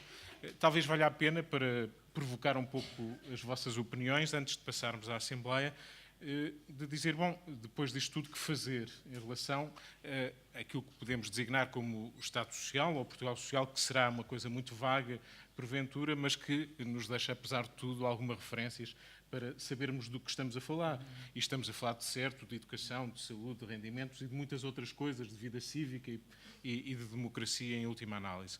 Que fazer perante este elo perdido que nos deixa um pouco perplexos perante também a desigualdade depois de tanto caminho percorrido? Quem quer tomar a palavra? Professor Rubem. Eu acho que devíamos ter a noção da fragilidade das conquistas que tivemos nestes últimos 30, 40 anos. Nós temos que saber que tivemos realmente 2 gerações de trabalhadores com direitos, trabalho com direitos de cidadania. Os seus netos são a geração Arrasca. Portanto, não é assim tão longa o trajeto de uma sociedade pautada pelas ideias da coesão social. E, portanto, não admira que, efetivamente, haja, por um lado, o enraizamento de um direito à justiça, mas que seja, por vezes, tão fácil iludir as pessoas de que os seus direitos são imerecidos. E isso é que é o mais drástico na sociedade portuguesa, é que nós não merecemos o que temos. Está-nos a ser bombardeado diariamente que nós não merecemos isto. Merecemos pior. O senhor do FMI diz-nos que as nossas pensões, que na grande maioria são de 400 e 500 euros por mês, são generosas. Este cinismo institucionalizado de alguém que, tal e qual, recordo-me bem, nos anos 90 no Brasil, o FMI tinha o seu escritório no Planalto. E era aí, praticamente, que comandava a política brasileira, até que foram expulsos. Nós não estamos nessa situação, estamos na situação em que eles ainda estão dentro do Planalto, que é aqui, bem na Baixa de Lisboa. E, obviamente, que dizem isto com um cinismo e com uma insensibilidade social que é chocante, mas que depois é repercutida, inclusivamente, por comentadores conservadores que todos os dias nos bombardeiam com a ideia de que vivemos acima das nossas possibilidades e que não merecemos. Ou seja, isto, há um ataque total à autoestima dos portugueses. Eu acho que isso é a coisa pior que está a suceder. É um país com esta dignidade, com esta história, com tudo o que fizemos, seja tão impunemente sujeito à ideia de que é um país que nem merece a pena lutar por ele. E é isso que eu penso, e surge assim de uma maneira natural alguma dose de nacionalismo, que não o vejo mal. Eu sei muito bem que o nacionalismo na Europa sempre deu mau resultado. Sabemos muito bem. Sabemos muito bem o que está a suceder na Grécia, onde podemos estar à beira de uma guerra civil e onde temos hoje uma extrema-direita com muita agressividade. Se lhes der, ainda anteontem estávamos num debate em Londres sobre a crise no sul da Europa e me impactou o facto de que hoje, quando os imigrantes, por qualquer razão, não podem pagar, ou outras pessoas não podem pagar as suas rendas e têm que ser desalojadas, e os tribunais tentam manter as pessoas nas casas, há agentes do Golden Dawn, isto é, da extrema-direita, que são contratados para ir às casas, tirar as pessoas de lá, vestidos de negro, e porem lá uns letreiros dentro da casa, pichando a casa lá dentro. Isto é, uma justiça privada com a colaboração das forças de segurança. Isto está a acontecer na Europa e é extremamente perigoso. Não está a acontecer em Portugal, felizmente. Vamos, pois, aos dados estruturais. Nesta mesa dominou a ideia, que é curioso, que é parte deste discurso um pouco, eu tenho que confessar, até comigo, faço a minha autocrítica sempre, dominaram as causas internas. Ninguém falou quase das causas externas. Esta crise em Portugal, em boa medida, é provocada. Portugal, em 2009, estava a fazer uma transformação da sua especialização económica mundial. Portugal não é, nesse sentido, a Grécia. Nós estamos com altas tecnologias, com muito desenvolvimento, devido a uma política científica que tivemos nos últimos 20 anos e que levaram a isso. Em 2009, o país que produz mais doutoramentos em todas as áreas, proporcional à população dentro da Europa. E isto é um conseguimento extraordinário que, felizmente, o atual governo, e saúde do Sr. Secretário de Estado está aqui, prometeu que se devia continuar, que essa prioridade é essa. É continuarmos em coisas extraordinárias que fizemos com muita competitividade. Quem é que pode hoje pôr em causa a nossa competitividade internacional no domínio da ciência? Total. Não temos medo da concorrência, desde que ela seja leal. Como é que nós não nos competimos internacionalmente na arquitetura? A arquitetura foi outra das grandes áreas notáveis deste país. 2 prémios Pritzker, portugueses. Como é que isto é possível? Claro que haverá outras razões, mas há razões fundamentais da capacidade dos portugueses fazerem isto. Portanto, não ponhamos as culpas apenas sobre nós, porque há aqui outras coisas sistémicas que raramente vêm à discussão, mas esta crise fundamentalmente foi criada. E temos hoje informação nesse sentido. Peço para terminar. Terminar então. Então, não digo como é que foi criada, porque fica para outra... Já vamos continuar. Só lhes digo então, aquilo que é o mais estrutural nisto, é que realmente estas causas externas são muito fortes e são de longa duração. Portanto, a gente tem que ter uma perspectiva de longa duração. Exemplo, a partir do século XIV, século XV, a Europa Central, a Europa desenvolvida, é uma zona que vai do norte da Itália até às cidades das guildas hanseáticas. É esta a zona central da Europa. À volta dela há periferias. Há periferias do sudoeste, que somos nós, do sudeste, dos Balcãs, há as periferias do norte. Há as periferias eslavas do oeste. Neste período todo, as únicas periferias que se integraram nessa Europa desenvolvida foram as nórdicas. Nenhuma das outras está integrada nessa Europa central que foi a dominante. E é por isso que temos a olhar com essa longa duração. Professor Ferreira Machado, já aqui falámos que a questão não é apenas nacional e não será apenas económica, mas é verdade que temos uma dívida também. O nosso caso é mais próximo da Grécia ou não, desse ponto de vista? Aqui foram ditas coisas com as quais eu concordo muito e outras com as quais eu discordo totalmente e que acho que são parte do drama que aflige as elites portuguesas e a sua incapacidade de conviver com os fenómenos da globalização e da modernidade. Eu discordo totalmente da visão de que o que se aconteceu nos últimos 30 anos tenha feito parte de uma estratégia, de uma cabala, de um plano de empobrecimento coletivo. Obviamente não houve esse plano, obviamente não houve essa cabala. O que se passou nos últimos 30 anos há uma explicação científica alternativa. E eu aprendi que em ciência se debatem hipóteses que são apenas não infirmadas. E uma explicação alternativa é um fenómeno bem conhecido chamado Dutch disease, em que, fruto de um enriquecimento súbito, como acontece aos países que descobrem recursos naturais, bem, como está a acontecer a Angola, em grande medida, há uma alteração. Eu não quero ser economicista para usar o jargão que certamente muitos de vós usariam neste contexto, mas há uma alteração dos preços em desfavor do setor dos transacionáveis. Isto acontece em todos os países que se passaram isto. E isto é a razão do nosso empobrecimento. Isto é a razão pela qual o Estado Social, seja lá a interpretação que lhe quisermos dar, está em causa. É a questão dele ser ou não comportável, dado o que aconteceu. Portanto, eu não acho que existam cabalas nem estratégias obscuras nas nossas infelicidades. Há apenas um produto de circunstâncias e de decisões erradas que foram tomadas. Daí o segundo ponto, muito importante, seja a questão das políticas públicas e da necessidade de avaliar as políticas públicas que o professor Cerumenho Marques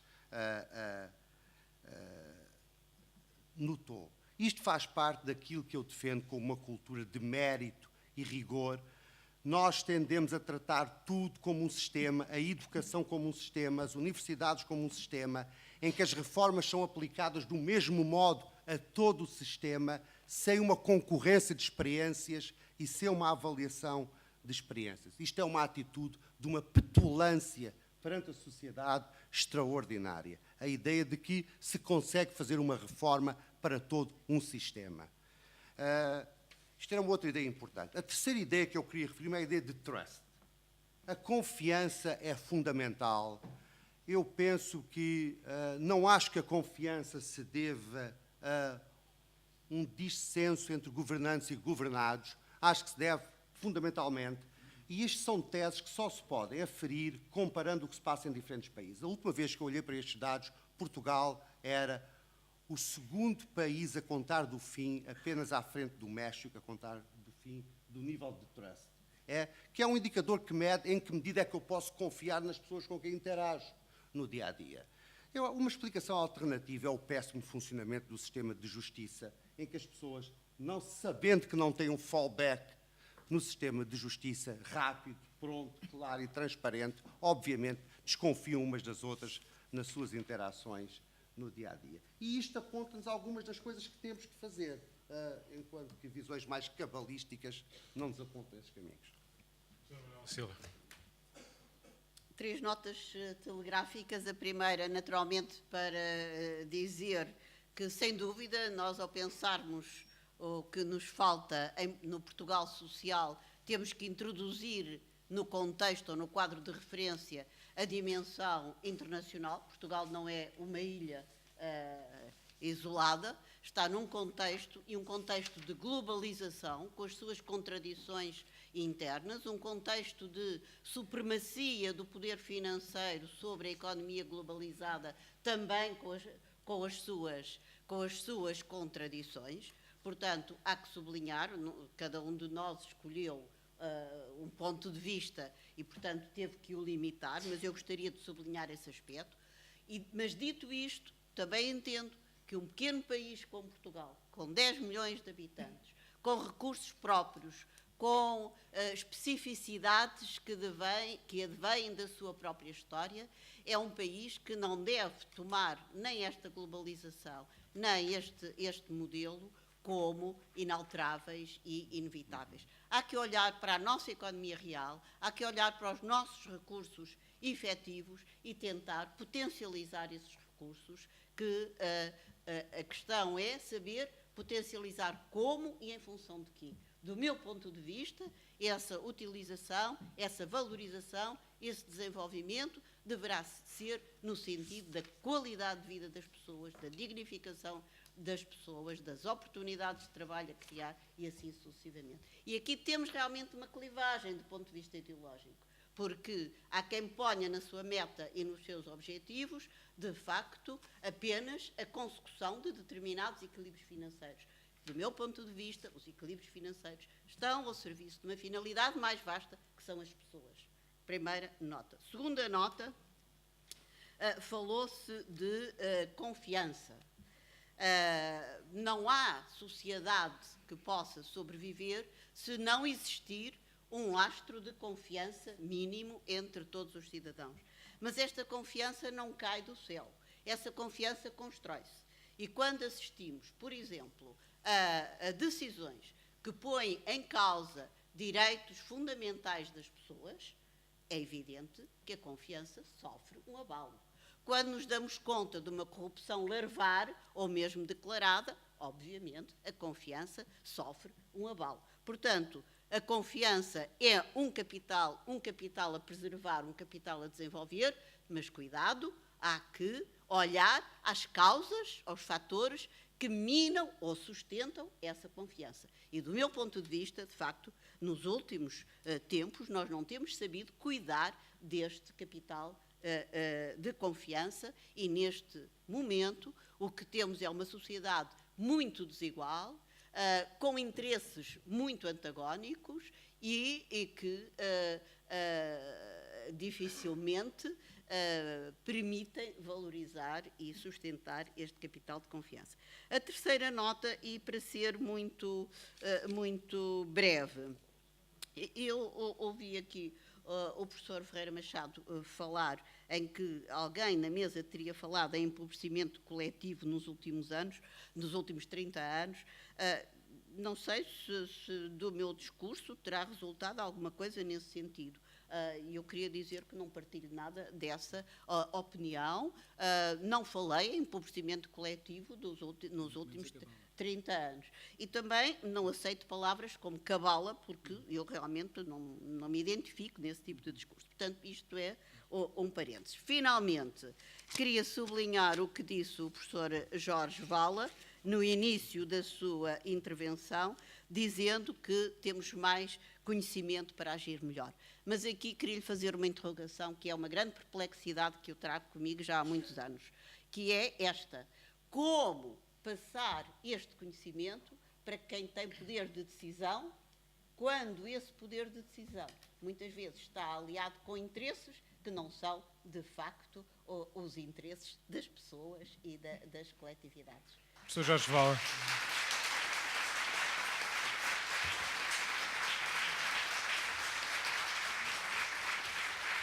Professor Jorge Vala, quer responder a esta interpelação?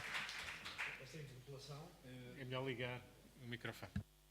Esta interpelação é complexa. Eu tenho uma visão de confiança sobre as instituições e sobre o funcionamento global das sociedades.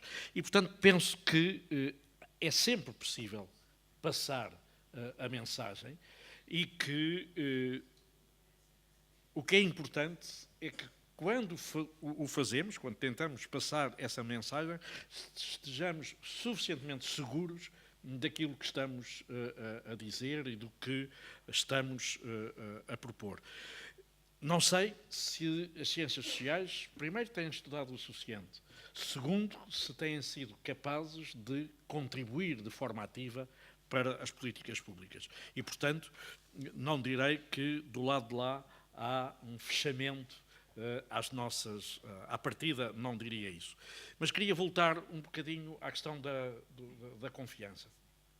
E, de facto, quando eu me estava a referir, quando referia a confiança, referia-me à confiança nas instituições. E os resultados são diferentes, embora no caso de Portugal a confiança nas instituições e a confiança nas pessoas é extraordinariamente baixa. A relação entre a confiança nas pessoas e a confiança no sistema de justiça existe, há uma correlação, mas que não é fundamental, não é suficiente para explicar a baixa de confiança nas relações interpessoais.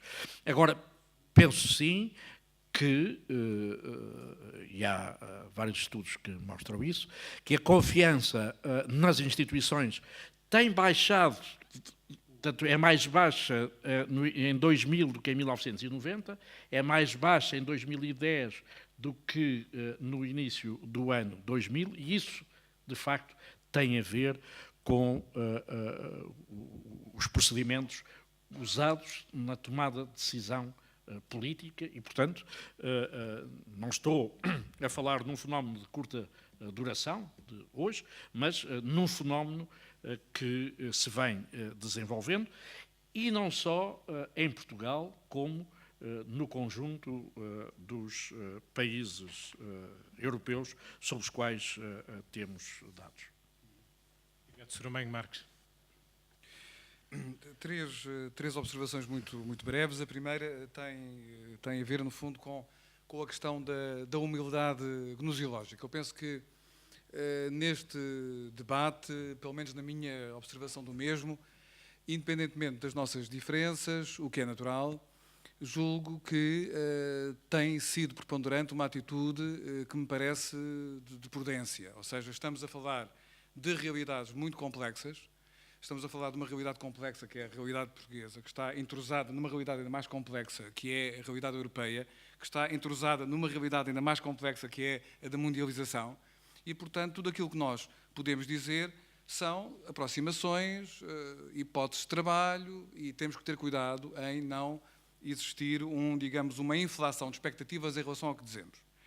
Eu confesso que não encontrei em nenhum dos oradores qualquer espécie de atitude cabalística, não é? Porque a cabala são duas coisas desagradáveis. Primeiro, a cabala evoca um recalcado antissemita que está também na origem da nossa decadência, não é?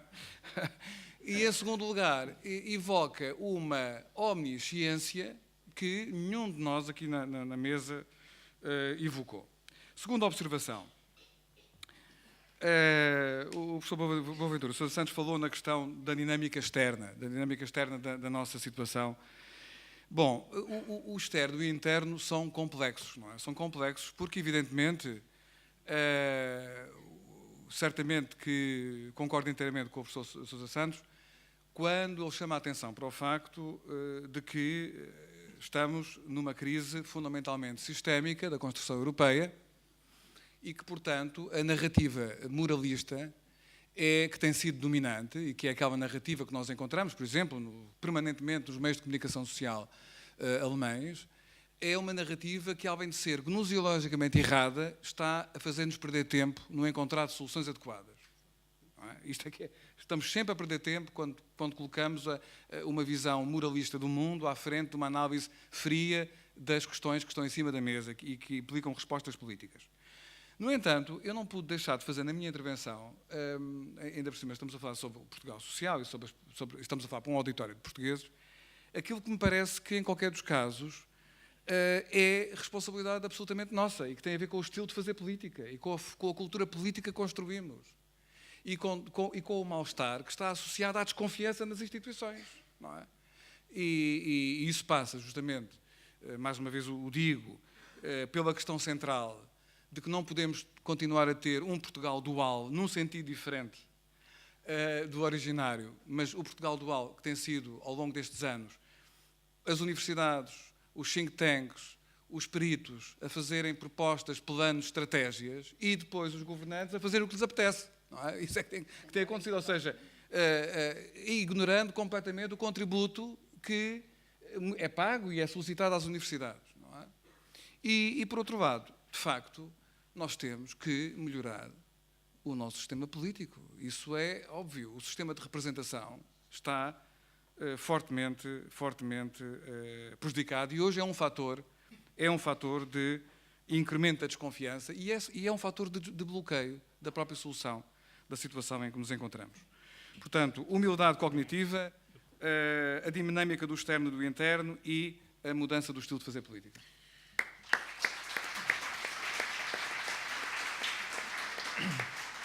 Sr. Félix Ribeiro, já ouvimos falar aqui de muitos princípios, a questão da confiança, a questão de que estaremos ou não a viver acima das nossas possibilidades. O senhor é economista, há quem diga e há quem diga com algum peso no espaço público que há um enorme desvio entre aquilo que os cidadãos pensam ser as funções do Estado e aquilo que, digamos, estão dispostos a pagar para essas funções.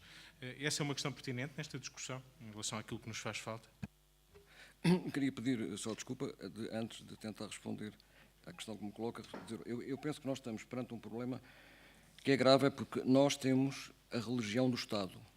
E a religião do Estado só pode ter crédito se considerarmos que o Estado defende o bem comum e que os privados, quando atuam, defendem os seus interesses particulares. Esse é o fundamento necessário da religião do Estado. Ora, eu chamo a atenção para o seguinte: o Estado, para mim, embora eu não tenha trabalhado nunca, nem tenha estudado ciência política, o Estado é essencialmente um garante de segurança e um organizador da competição com outros. Garantir a segurança e oferecer proteção são duas questões distintas, mas a fronteira entre elas é muito difícil de estabelecer. O que nós hoje dizemos é que o Estado oferece proteção, e isso chamamos o Estado Social.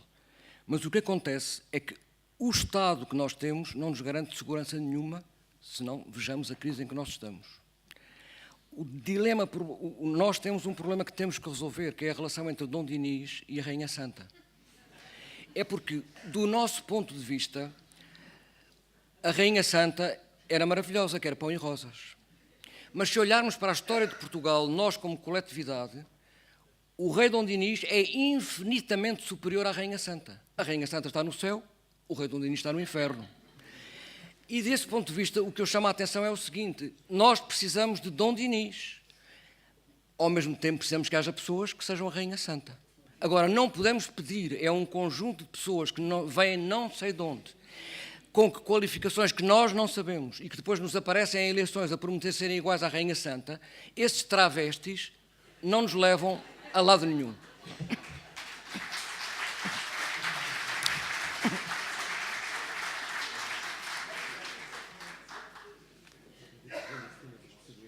Muito obrigado. Bom, vamos devolver agora a palavra à Assembleia. Quem tiver vontade de fazer perguntas, imagino que o tema suscita algumas. Sr. Embaixador, quer tomar a palavra? Temos ainda mais algum tempo e podemos responder a algumas perguntas, abusando aqui da paciência da... Mais 10 minutos? Até que horas é que vai? Bom, há já aqui uma pergunta, se faz favor, o microfone aqui à frente.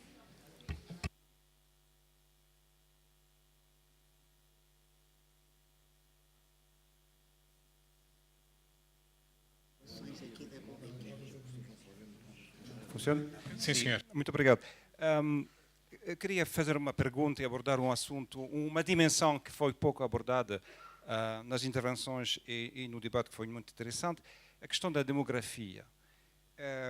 Porque a pergunta é Portugal social o que nos falta, poderia ser Europa social o que nos falta, mas a pergunta é que nos vai faltar. E na Europa, desde o fim da Segunda Guerra Mundial, tivemos um crescimento demográfico, um dinamismo demográfico, por um lado, e a vantagem de sermos sozinhos no mundo. Quer dizer, não havia concorrentes nos chamados, agora, países emergentes. Agora, o problema é que já não temos nem dinamismo demográfico, nem ausência de concorrência. E estamos a lidar com isso. E o país... Portugal já é o 6º país mais velho do mundo. As últimas perspectivas demográficas são muito preocupantes. Isso é o caso de outros países da Europa, mas a questão agora é Portugal. Também Portugal foi o país que tinha uma taxa de crescimento muito fraca nos últimos 10 anos. Como é que Portugal vai lidar com isso? Isto quer dizer, um envelhecimento da população, com as consequências não só económicas e financeiras, mas também em termos de dinamismo social, e a migração dos jovens qualificados vai fazer com que haja ainda mais problemas. E isso me parece uma questão central quando se fala do Portugal social de hoje da manhã. Muito obrigado. A questão demográfica é realmente pertinente. Mais 2 perguntas, uma ali atrás.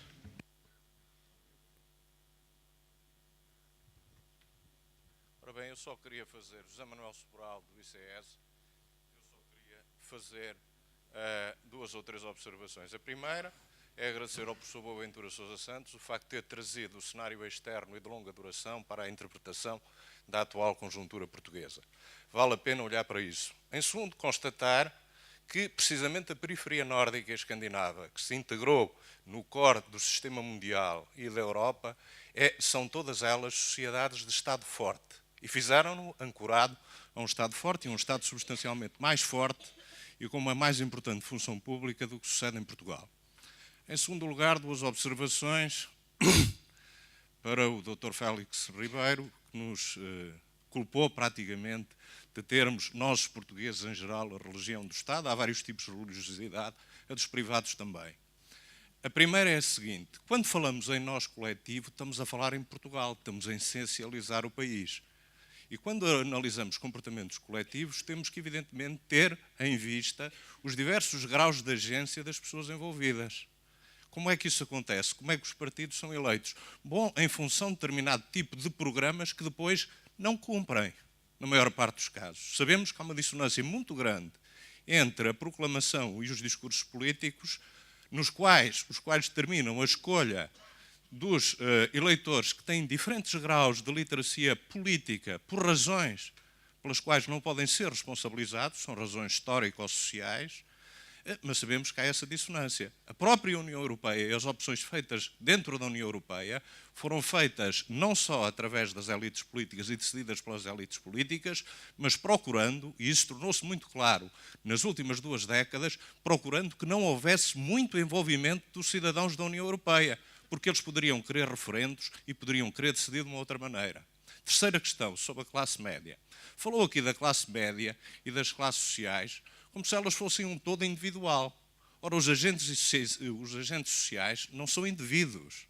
São extraordinariamente, não são homogéneos, são extraordinariamente heterogéneos, como ainda ontem o nosso colega, o sociólogo Elísio Stanque, veio aqui lembrar. Tem que terminar, se A classe média é composta por diversos grupos com crenças religiosas diferentes, trajetórias diferentes e ganhos muito diferentes. Vai do PCP ao CDS-PP. Nem toda ela tem esse ódio da riqueza. A alta classe média certamente não o tem, composta por médicos no setor privado, advogados de negócios, gestores de empresas e membros do patronato das PMEs. E de tal modo não os tem, que alguns membros dessa alta classe média estão mesmo envolvidos em comportamentos desviantes, todos nós os conhecemos, para atingir a riqueza. Obrigado. Última questão, lá atrás.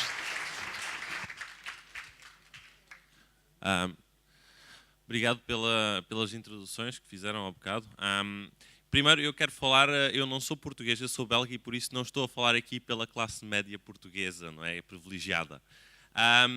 Mas a questão de... Eu achei muito estranha a frase libertar uma classe média pela disciplina do mercado. Como é que se disciplina e liberta à mesma maneira? Isso parece-me um pouco como bombardear pela paz. Eu acho muito interessante o facto do professor Boaventura ter trazido para o debate a situação internacional. Acho que isso é o essencial problema do que é hoje o Portugal social. Porque, de facto, o que nos trouxe a situação atual, de facto, é um modelo socioeconómico que está na base da União Europeia e da zona euro, que está baseada exatamente naquela disciplina do mercado, que traz consigo, está baseado numa política de competitividade e concorrência entre os vários países e os sistemas sociais, que leva à crise social que temos hoje. E então, é difícil ter uma solução do que nos falta para o nosso Portugal social com as mesmas políticas que levaram exatamente ao estado no qual estamos. Eu acho também que Portugal, de facto, não estava preparado para a globalização, mas provavelmente de uma outra maneira do que o professor aí estava a defender. Eu acho que Portugal não estava preparado para a globalização no facto que não estava preparado a se defender dela. Porque a globalização, de facto, junto com a ideologia que era propagada por ela, estava ligada a interesses privados e não os públicos democráticos. Muito obrigado. Muito obrigado pela sua intervenção. Desculpem não vos dar mais a palavra, mas nós temos que cumprir horários e é por esse motivo que não alargamos mais o debate. 3 intervenções, uma questão que me parece muito relevante e que devíamos abordar neste debate é a questão demográfica, o envelhecimento da população, particularmente em Portugal, com a incidência que o Sr. Embaixador deixou aqui expressa. Alguém quer tomar a palavra? São intervenções finais, temos mesmo que encerrar.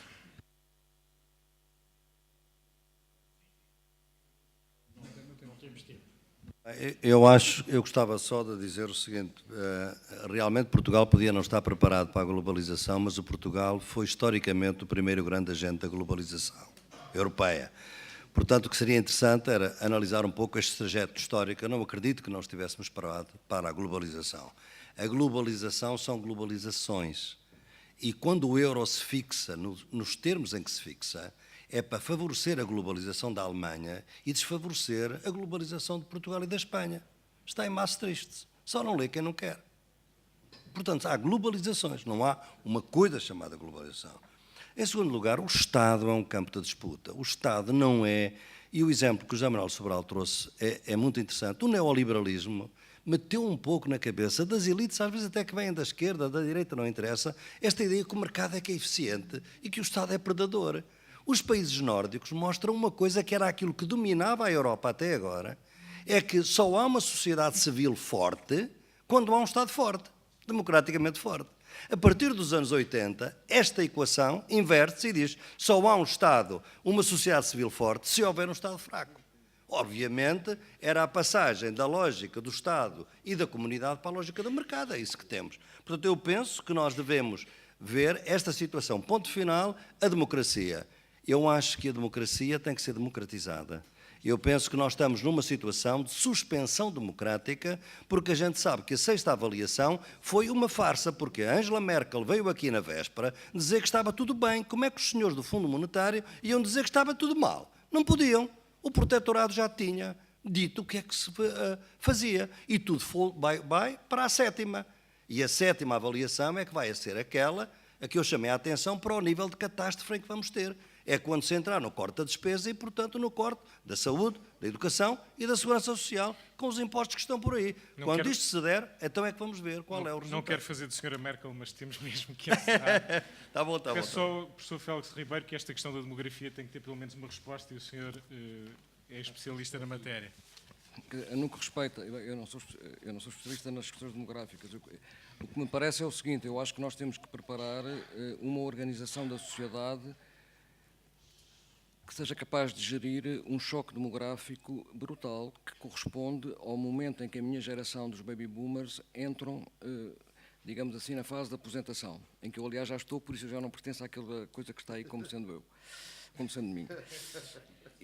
Esse choque demográfico é muito grande, porque se nós não conseguirmos encontrar uma outra forma que não dependa do Estado e dos impostos para assegurar o posicionamento futuro das gerações mais novas, nós vamos ter uma guerra intergeracional absolutamente enorme. E por isso eu chamo a atenção que ninguém está aqui a dizer que as pessoas tenham de ser abandonadas. O que eu estou a tentar dizer é que o mercado e o capitalismo têm muitas opções que nós nunca exploramos. Os fundos de pensões não são cotados na Bolsa. São agentes por conta de pessoas particulares para desempenhar certas funções. E como é que eles as desempenham? Utilizando os mecanismos do capitalismo. Portanto, nós temos que ter uma capacidade de inovar e não apenas a capacidade de suportar. Mas para isso precisamos de compreender em que mundo é que nós estamos, porque senão andamos sempre a dar com a cabeça na parede e é muito aborrecido. Além de doer. Bom, é aborrecido também terminar assim este debate. Convém não andarmos, de facto, a dar com a cabeça nas paredes.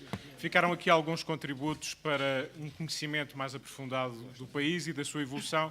Vamos finalizar esta conferência com a intervenção do professor Jorge Vala, que encerrará, obviamente, em nome do ICS. Muito obrigado a todos.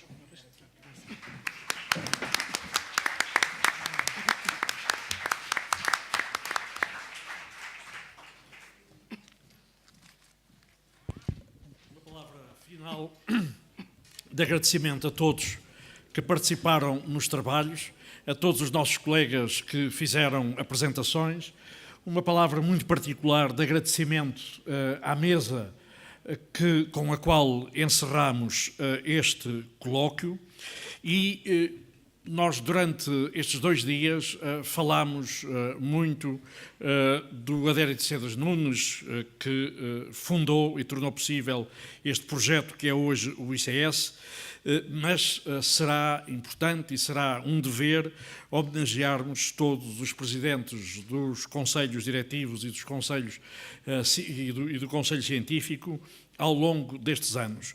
Não foram muitas pessoas.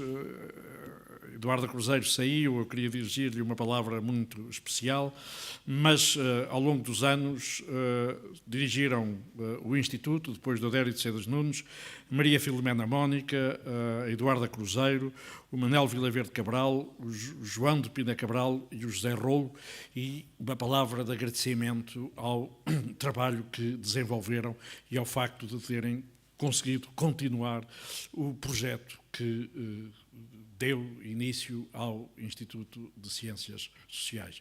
Muito obrigado a todos. Vai seguir-se agora um brinde, vamos fazer um brinde ao ICS, um mecenas que tornou possível este brinde. Não sei se pensou que seríamos tantos, mas eu acho que acho que chegará para todos. Muito obrigado.